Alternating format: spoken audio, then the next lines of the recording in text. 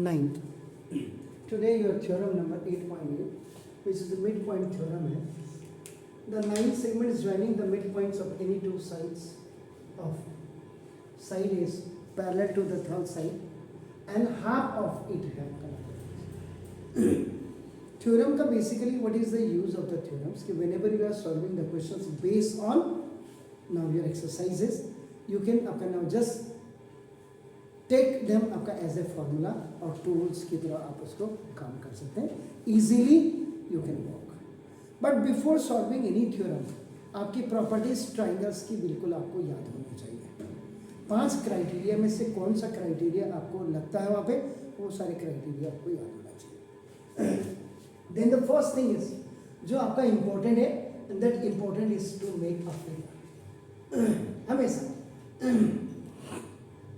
अब आपका देखो ट्राइंगल में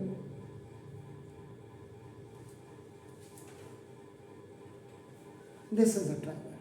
तो now A B C is a triangle. आपका नाम देखो दिस इज.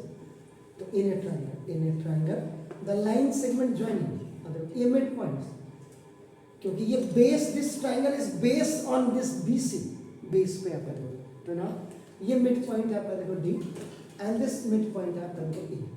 ये भी आपका it's a mid point of one side and D is also the mid point of another side. क्या कह रहा है? The line segment joining the line segment joining the mid points of any two sides. क्योंकि 3 side है तो any two आप इसको यहाँ भी ले सकते हैं, लेकिन क्या है जब आप सॉल्व करेंगे तो थोड़ा सा अच्छा नहीं लगेगा, इसलिए आपने ये वाली साइड के मिड पॉइंट्स टी और ए आपने लिए आपका नाम. तो ये हो गया. अब गिवन के आपका इसके बाद बी जो है आफ्टर मेकिंग अ फिगर आपको गिवन आपको देखना. तो गिवन में आप क्या लिखेंगे? Triangle A B C in which D and E are the midpoints of sides AB and BC. मतलब एनी थ्योरम आपका ना they are giving you for the proof आपका इन योर एग्जाम आपका ना, तो उसमें आपने फिगर कैसे बनाना, how you have to make the figure, what is the importance of the figure. उसके बाद दूसरा पॉइंट आपका गिवन. तो इसमें आपने ये देखना है आपका नाम कि गिवन आप इसमें से कैसे आप निकालेंगे आपका नाम. आप इसी में से थर्ड इंपॉर्टेंट पॉइंट है that is to prove. Given आपने निकालना है और इसी में से आपने ढूंढना है क्या प्रूव करना है. तो क्या कह रहा है? जो लिए ये है the line joining the mid points of two sides is parallel to the third side. यानी कि कहने का मतलब पहली चीज में आपका टू प्रूफ में आपका D E is parallel to B C, ये कह रहा है. And half of it. और दूसरा चीज आपको क्या कह रहा है? D E is half of जो पैरेलल साइड्स है. तो ये आपको पहला आपको ये पॉइंट आपको प्रूव करना है और दूसरा पॉइंट करना है. And the fourth very major point is construction. क्या इसमें कंस्ट्रक्शन की जरूरत है? ये दिमाग में आपने रखना है. तो बिल्कुल आप करेंगे. अब तो आप क्या लिखेंगे कंस्ट्रक्शन में? ना प्रोड्यूस इसको रखते हैं. अब इसको देखो प्रोड्यूस डी टू एफ. देखो प्रोड्यूस आप क्या करेंगे? देखिए यहाँ पे ध्यान से देखिएगा. ई डॉटेड लाइन आपका हमेशा कंस्ट्रक्शंस को शो करती है. देखो आपका और याद रखिएगा प्रोड्यूस डी को कहाँ तक? एफ सच दैट और D E is equal to आपका नाम ई एफ आपको ए. ठीक, कितना आपको प्रूव करना है, कितना आपको आगे ये करना है, ये क्लियर. और उसके बाद देखो ज्वाइन सी विद एफ और उसके बाद सी को आप एफ से जोड़ना है. तो ये आपने किया. देखो और उसके बाद ये आपका एफ है. प्रोड्यूस डी, डी को आगे बढ़ाओ एफ तक और उसके बाद लेकिन उतना ही आगे बढ़ाना. The length of D and E F should be same और उसके बाद देखो आपका नाम ए. इसके बाद इसको तो ये जो आप डॉटेड लाइन देख रहे हैं, डॉटेड लाइन ऑलवेज आपका show you that you have done the construction. The first important point is this, the second is this. ये दोनों पॉइंट्स आप बेसिकली आप देख रहे हैं कि ये क्यों जरूरत पड़ती है, वाई दिस इज रिक्वायर्ड. क्योंकि वेनेवर आपका ना you are solving the questions based on your triangles और द क्वाड्रिलेटरल, दो पॉइंट्स आपके पास मेजर होते हैं. क्योंकि the criteria which generally you solve या शो द कॉन्करेंसी, कॉन्करेंसी में आपके पांचों में से दो पॉइंट्स आपके पास होते हैं और तीसरा आपको सर्च करना होता है. That's why construction is needed.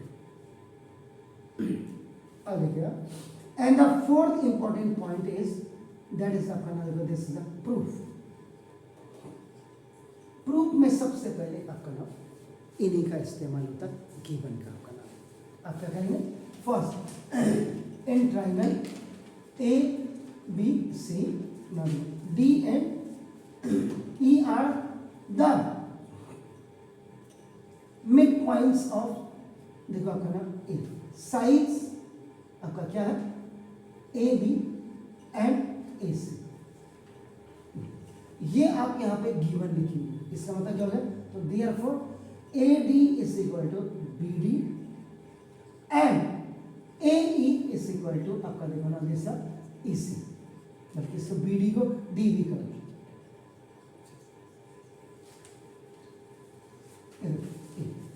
तो ये इंपॉर्टेंट पॉइंट आपका गिवन. लोग गिवन का इस्तेमाल ही नहीं करते, पता नहीं क्या बात.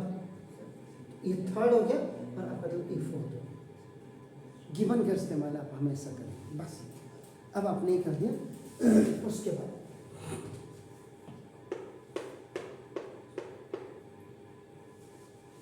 ये देखिए,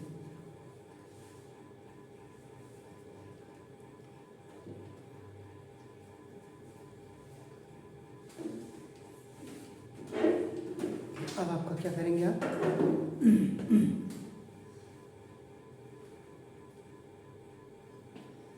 देखिए अब आप इसमें जब सेकेंड है इन triangle A D E and in triangle A D E आपका ए, तो सी एफ ए इसमें ले लीजिए.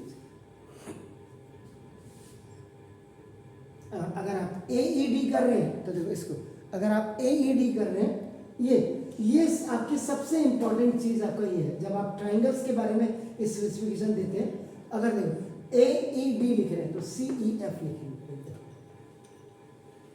और अगर आपने ए डी ई लिखा तो आप सी एफ ई लिखेंगे. ये हमेशा याद रखिए. अब आपका देखो ना ए ई इज इक्वल टू आपका देखो ई सी. अब आप अगर थोड़ा सा ऐसे देखेंगे, देखो इसको, आपका नजरिया कैसे है, ऐसे बन बैठा A D E F C, तो ए. तो क्या है मोहतरमा कि देखो E is the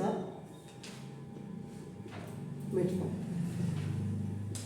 of A C. Statement पूरी होनी चाहिए गिवन. ये पहले आ गया. अब यहां देखिए angle 1 is equal to angle 2, vertically opposite angles. तो दो तो ऑलरेडी आपके पास थे अगर आप देखेंगे, लेकिन अंडरस्टूड था. 1 इज इक्वल टू 2 आपको तब तक नहीं दिखाई देता जबकि आपके पास था. आपको क्यों नहीं दिखाई दिया, क्योंकि आपने कंस्ट्रक्शन नहीं किया, और जैसे आपने कंस्ट्रक्शन किया वैसे आपको दिखाई देने लगे. और देखो अब उसके बाद देखो D E is equal to आपका नाम देखो जैसे ई एफ, ये देखो बाय कंस्ट्रक्शन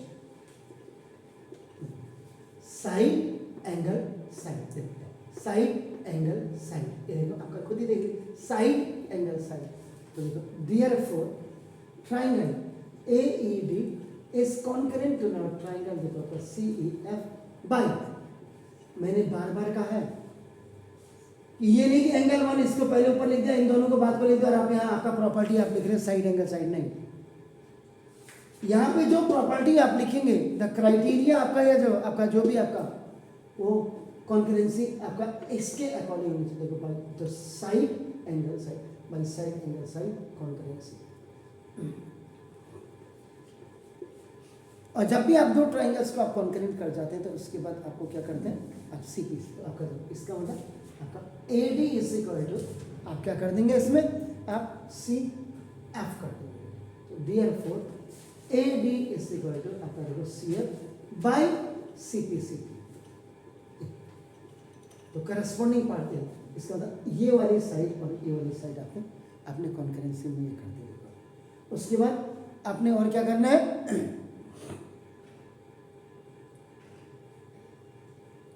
ये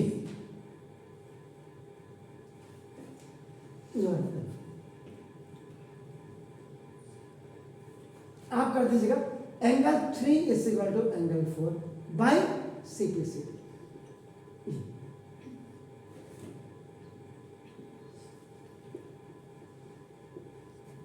तो whenever concurrency you are showing, उसके बाद आप क्या करेंगे, सीपीसीटी में दो चीजें आप वो कर सकते हैं। अब आपका क्या होगा, देखो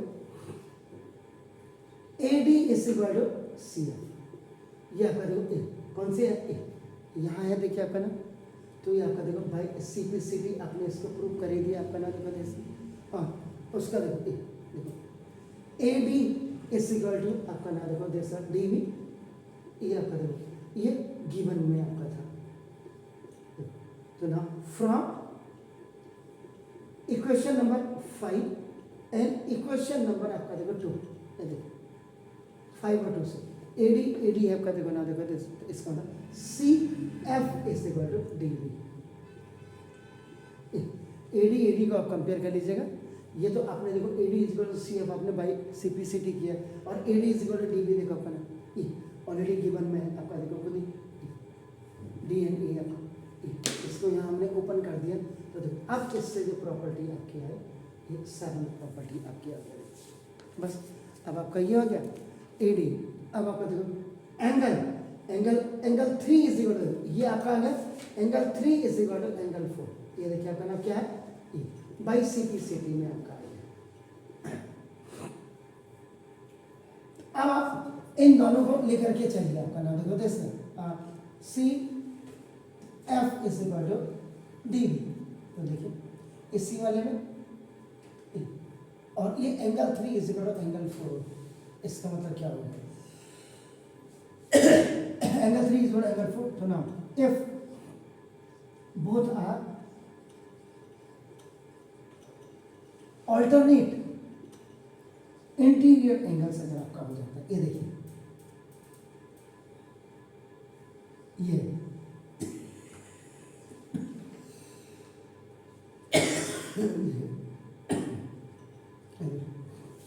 ये ऑल्टरनेट एंगल अगर आपके हो जाते हैं, इसका मतलब देखो तो therefore A D is parallel to आपका देखो ना देखो सी, तो ये दोनों आपके पैरेलल लाइंस आपके बन जाएंगे। ए डी आपका देखो दिस आपका देखो ए डी, तो ना देखो D is on the way या on mid point of A B, ये हमने गिवन में लिखा हुआ है।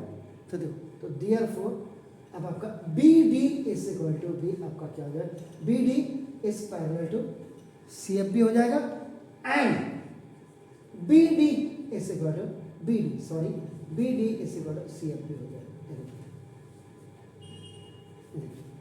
ये रिजल्ट आपका निकलेगा जब बी डी, अब इसको आप आगे कर दीजिए, देखिए सॉरी